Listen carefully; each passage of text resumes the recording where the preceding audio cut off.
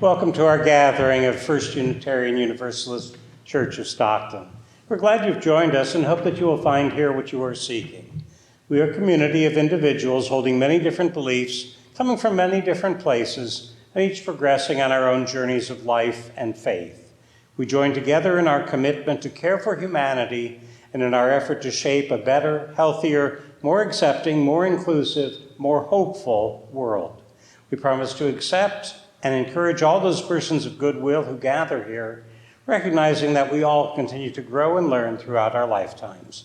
We especially welcome and stand with LGBTQ persons, even as we seek to welcome all persons of every age, ability, status, color, and ethnicity.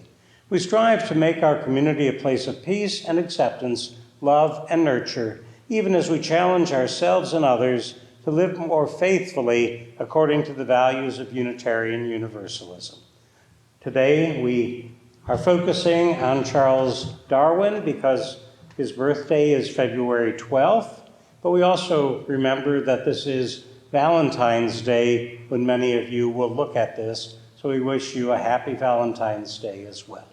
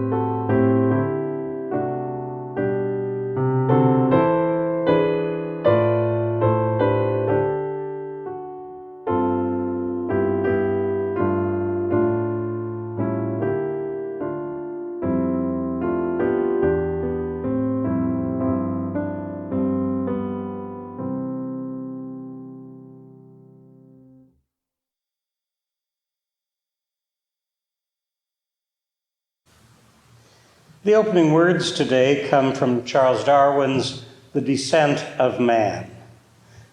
Ignorance more frequently begets confidence than does knowledge. It is those who know little, not those who know much, who so positively assert that this or that problem will never be solved by science. Our chalice lighting words. We light our chalice today in appreciation for Charles Darwin's wisdom as he tells us that in the long history of humankind, and animal kind too, those who learned to collaborate and improvise most effectively have prevailed.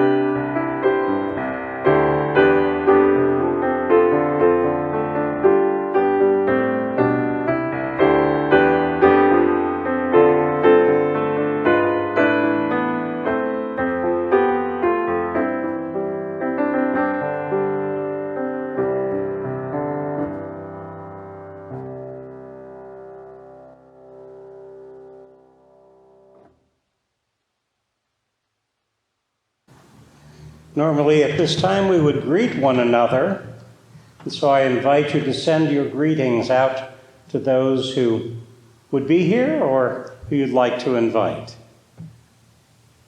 We follow the greeting with words of affirmation, usually shared between children and adults, but I will read both parts. We believe in love. Love is the only doctrine of this church. We believe in truth. The quest for truth is our sacrament. We believe in helping others, and service is our prayer. We believe in the sacredness of life. To dwell together in peace, seek knowledge and freedom, serve humanity in fellowship, and cherish the earth and its creatures. This do we covenant, each with the other.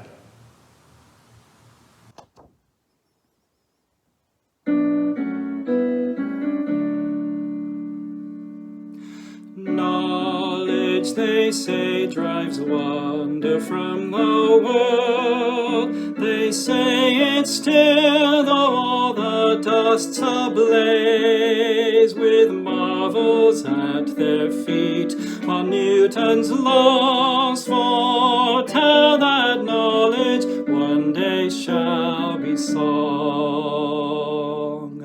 We seem like children wandering by the shore, gathering pebbles colored by the wave, while the great sea of truth from sky to sky stretches before us, boundless, unexplored.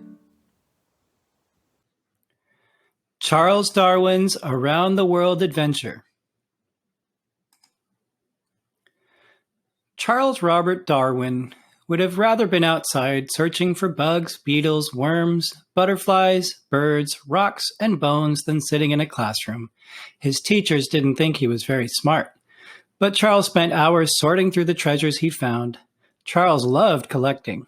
Once, when his hands were full with 2 beetles, he plopped a third one into his mouth to bring it home. It squirted something bitter, and he had to spit it out.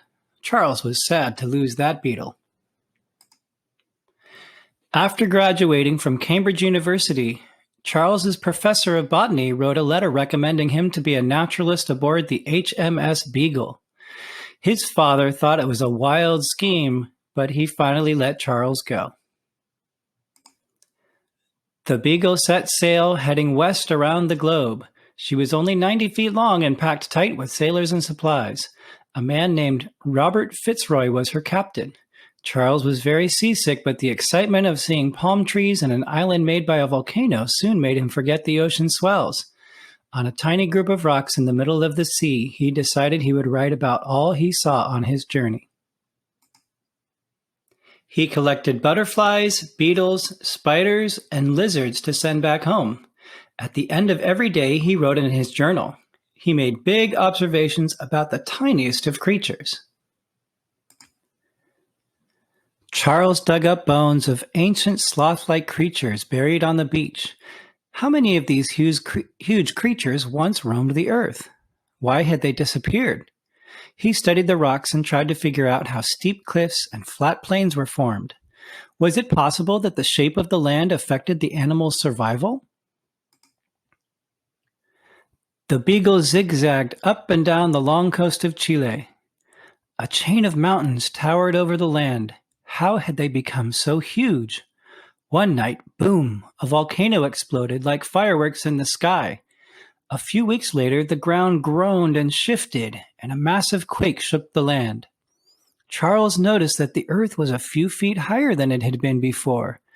Could the volcano and the earthquake and the changes to the land be related? He found his answer up, up, up in the rose-colored shadows and snowy peaks of the Andes Mountains. Seashells. Fossilized seashells were embedded in the rocks thousands of feet above the ocean. Charles was sure that the Andes must have been underwater a long, long time ago, and that the earth was always shifting from deep inside, sometimes slowly, sometimes suddenly. With enough time, these movements could make mountains higher than clouds in the sky.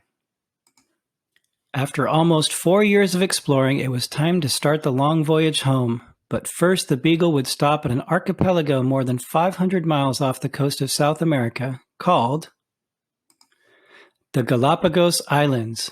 Charles had never seen anything like them. Charles counted many kinds of finches across the islands.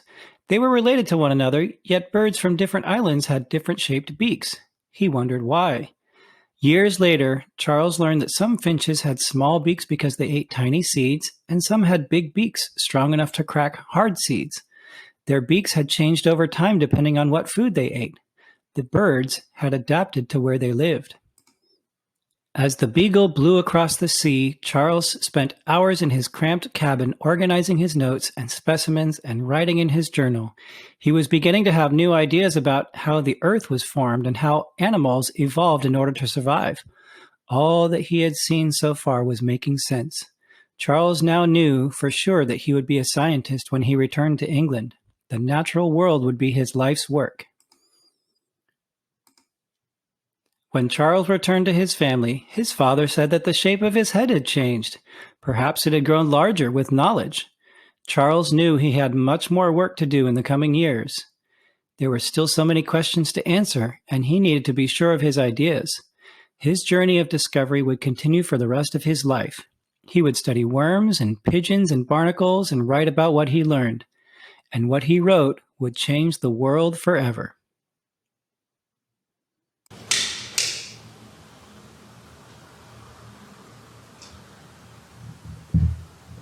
At this time in our service, we light candles to share the milestones in our life, the joys and concerns that are in our thoughts. I'm going to light a candle for all those who have been struggling with COVID-19. So many people, but I think especially of Patty and Leo. So many people that have gotten through it, but others who are still dealing with it. I light a candle for all those dealing with other illnesses at this time.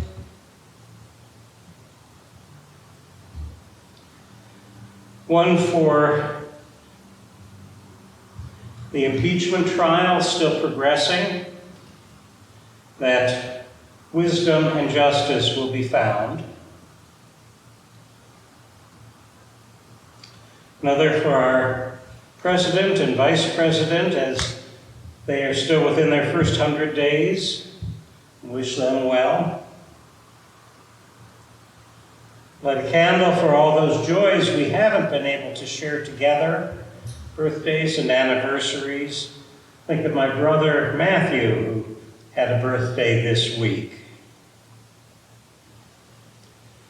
I'd like one more for all those things that are in our thoughts and our hearts, but remain unspoken. As I invite us into a time of quiet meditation, prayer, and silent thought.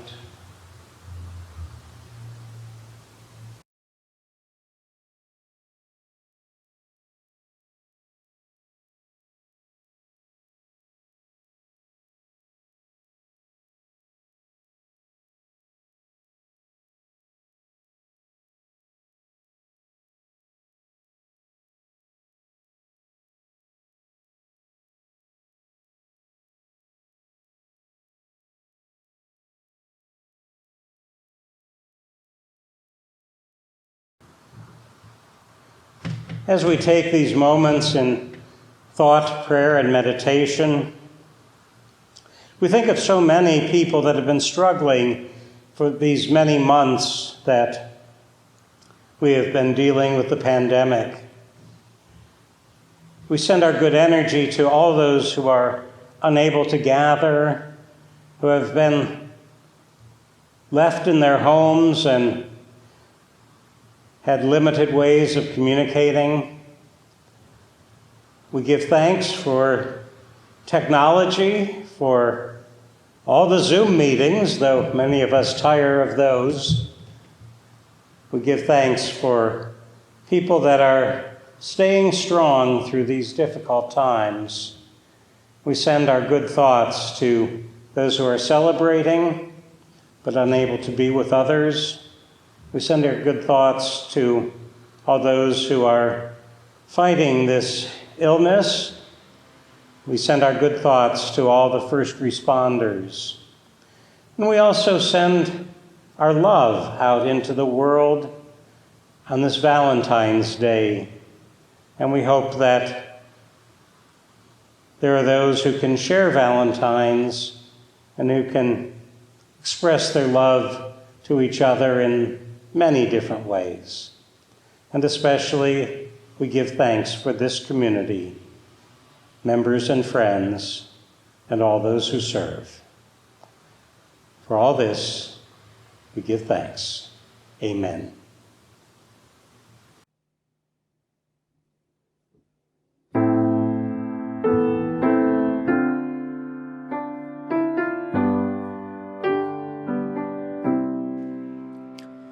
Spirit of life, come unto me. Sing in my heart all the stirrings of compassion. Blow in the wind, rise in the sea. Move in the hand, giving life the shape of justice. Roots hold me close, wings set me free. Spirit of love, come to me, come to me.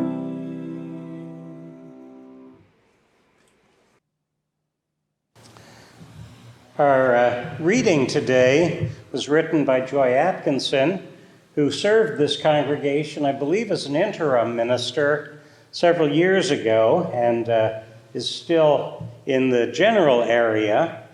So I give thanks that she shared these words, as well as the freedom for anyone to read them, even in these kinds of services. They're entitled, "The Womb of Stars." The womb of stars embraces us. Remnants of their fiery furnaces pulse through our veins. We are of the stars. The dust of the explosions cast across space. We are of the earth. We breathe and live in the breath of ancient plants and beasts. Their cells nourish the soil. We build our communities on their harvest of gifts. Our fingers trace the curves carved in clay and stone by forebears unknown to us. We are a part of the great circle of humanity, gathered around the fire, the hearth, the altar. We gather anew this day to celebrate our common heritage. May we recall in gratitude all that has given us birth. At this time in our service, we give thanks for all those who have continued to support this congregation with their gifts and pledges. And we invite anyone who would like to make a donation to send it to our church office, 2737 Pacific Avenue, Stockton, California, 95204. Thank you.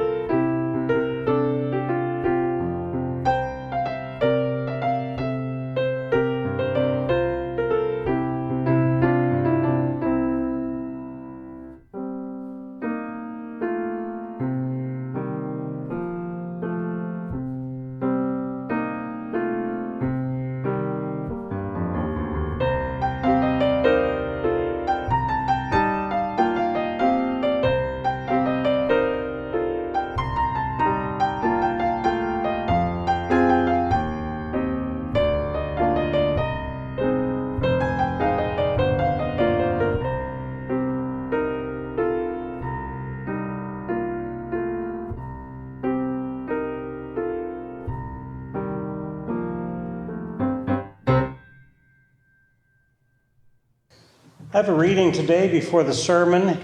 It's by a minister who left these wonderful words, Robert T. Weston. It's entitled, Out of the Stars. Out of the stars in their flight, out of the dust of eternity, here have we come. Stardust and sunlight mingling through time and through space, out of the stars have we come. Up from time, out of the stars have we come. Time out of time, before time, in the vastness of space, earth spun to orbit the sun, earth with the thunder of mountains newborn, the boiling of seas, earth warmed by sun, lit by sunlight, this is our home. Out of the stars have we come. Mystery hidden in mystery, back through all time, mystery rising from rocks in the storm and the sea, out of the stars, rising from rocks and the sea, kindled by sunlight on earth, arose life. Ponder this thing in your heart. Ponder with awe. Out of the sea to the land, out of the shallows came ferns. Out of the sea to the land, up from darkness to light, rising to walk and to fly, out of the sea trembled life. Ponder this thing in your heart. Life up from sea, eyes to behold, throats to sing, mates to love. Life from the sea, warmed by sun, washed by rain, life from within, giving birth, rose to love. This is the wonder of time. This is the marvel of space. Out of the stars swung the earth. Life upon earth rose to love. This is the marvel of life, rising to see and to know. Out of your heart, cry wonder. Sing that we live. So the sermon today, Darwin and evolution, as we remember Charles Darwin, whose birthday is February 12th. Had the recent election gone another way, we might be living in an essentially post-scientific world with modern science widely ignored and unfunded. With the outcome more favorable to science, we are at least beginning to foresee the end of the current pandemic and hope for better preparedness for future pandemics. Though limited by the scientific instruments of their day, Charles Darwin and other naturalists and natural philosophers of the 19th century set the stage for most of the advances of science into the modern era. Darwin's careful observations of natural selection set the stage for the discovery of DNA by Watson Crick in the mid-20th century, and of the related mRNA that is at the core of the two first vaccines to show success against COVID-19. Even with the return of science to a more significant position, polls have shown that almost 40% of Americans do not believe in evolution.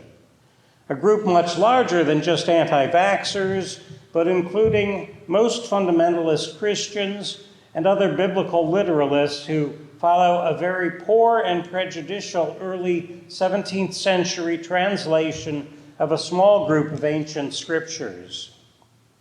More progressive Christians mostly prefer one of several more accurate modern translations based on a wider selection of ancient texts without the strong biases against women, persons of color, and Jews.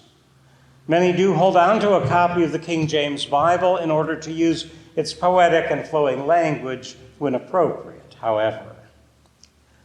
Charles Robert Darwin, born February 12, 1809, is probably the most celebrated and the most reviled person from the 19th century. But who was he really? He is often cast as a bumbling country gentleman, but he was a rigorous observer of whatever living thing drew his attention. He spent more than 8 years studying barnacles. His father, a prominent medical doctor, his mother from the Wedgwoods of pottery fame, the woman he married, a cousin from the same privileged background. Darwin was moderately outgoing with a good sense of humor and, by available accounts, a loving father to his children. According to James T. Costa, author of Darwin's Backyard, he also could claim fame for being the first to practice crowdsourcing. He regularly asked friends, relatives, and acquaintances to conduct observations of whatever his current interest might be. He also regularly enlisted his children as scientific assistants. And though Darwin was influenced by and in regular correspondence with the group that coined and publicized the term scientist, Darwin was known during his lifetime as a naturalist or a natural philosopher. The techniques of experimentation he used and his theory of natural selection certainly helped set the stage for evolutionary science from his day to ours. And it could be argued that all modern science is about change and evolution. So Darwin, nominally an Anglican to honor his wife, but far better attuned to his mother's family's Unitarianism and his father's family's skepticism leading to Unitarianism, came to dramatically influence life and science. Darwin's interest in observing the natural world was lifelong. His academic studies of medicine and theology were not satisfying. He was invited and proposed to his father serving as gentleman naturalist on the HMS Beagle, which he then did for almost 5 years, beginning December 27th of 1831. Between frequent seasickness during sea crossings, reading vociferously, especially the volumes of Principles of Geology published by Charles Lyell beginning in 1830, and various volumes on natural philosophy and other aspects of life science, Darwin collected an amazing assortment of species of flora and fauna, with descriptions and sketches and journals that he would study for the rest of his life.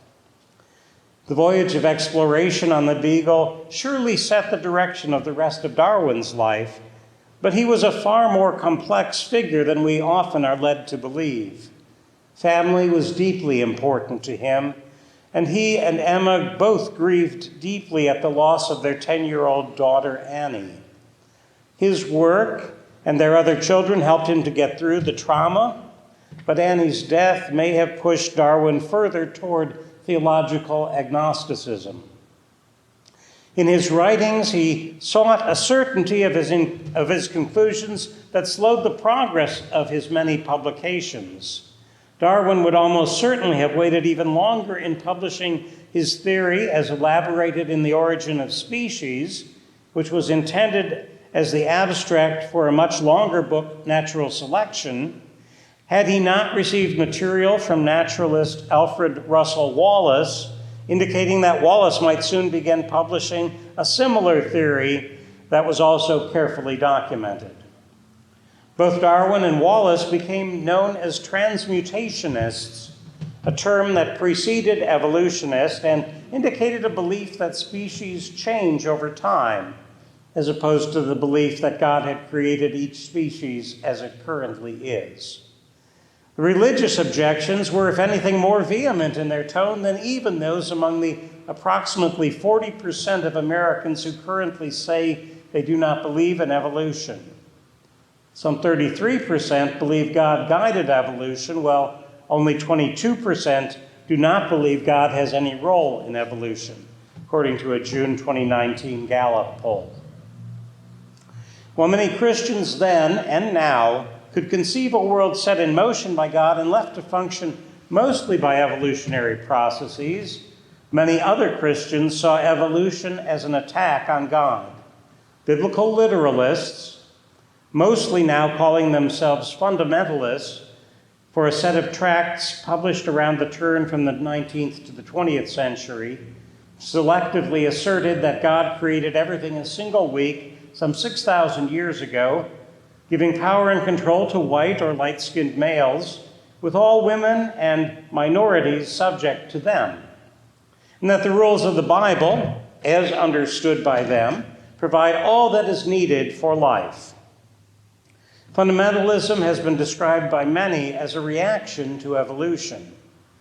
Though Darwin moved progressively from Unitarian skepticism toward agnosticism, he did not wish to needlessly upset the social order nor incur the wrath of the church.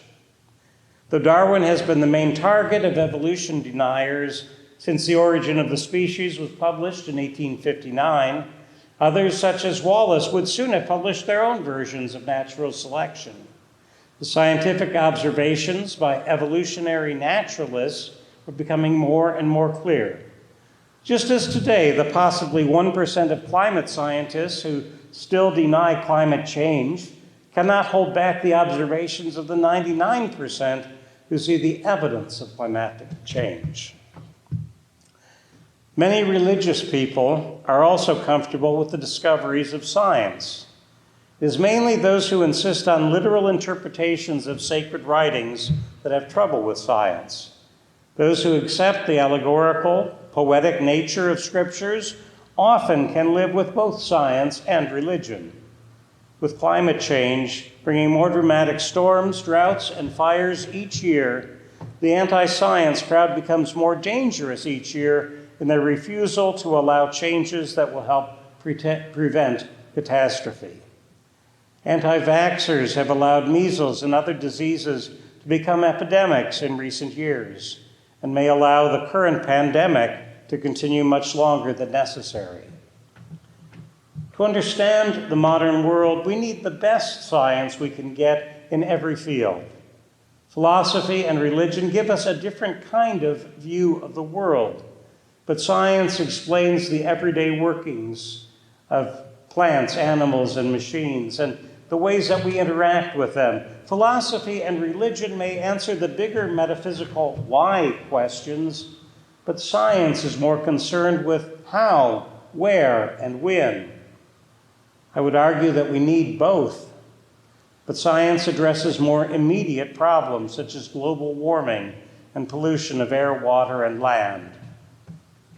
Darwin and the other early scientists, through their observations and experiments, made the modern world possible. Modern science, medicine, chemistry, biochemistry, physics, engineering, and technology, all are fields with their roots in early science and mathematics. People alive today owe a great debt to the 19th century observers like Darwin, who struggled to understand how things really work. Without an evolutionary perspective, scientists would not have been able to put mRNA to work in the first two vaccines against COVID-19, or to create many modern medicines. Their work, limited by the tools then available, reshaped the world to allow so much of what we have today. As we celebrate Darwin's birthday, we remember his great work and appreciate all that he made possible. Amen.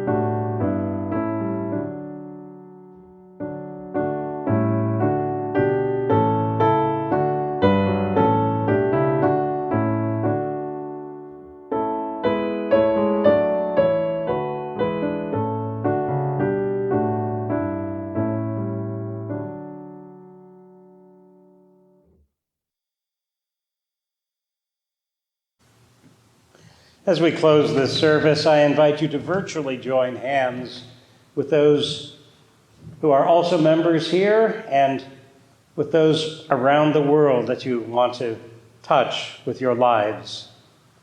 May this congregation always be dedicated to the proposition that behind all our differences, beneath all our diversity, there's a unity that makes us one and binds us forever together, in spite of time and death and the space between the stars. We pause in silent witness to that unity. Now may the stars carry your sadness away. May the flowers fill your heart with beauty.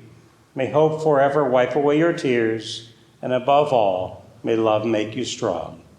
Go out in love on this Valentine's Day weekend. Amen.